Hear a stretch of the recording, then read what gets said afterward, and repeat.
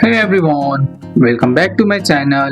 In today's video, I will show you how to download songs from the Suno mobile app. Let's get started. First, open the Suno app on your phone and make sure you are logged in to your account. Once you are on your home page, tap the three straight line icon at the bottom.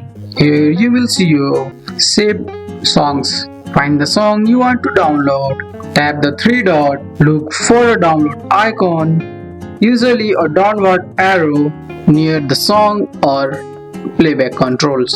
Tap the download button to save the song to your phone. Once downloaded, you can listen to your song offline. Go to the download section or offline library in the app to find all your downloaded songs. And that's it. Now you know how to download songs from the Suno mobile app.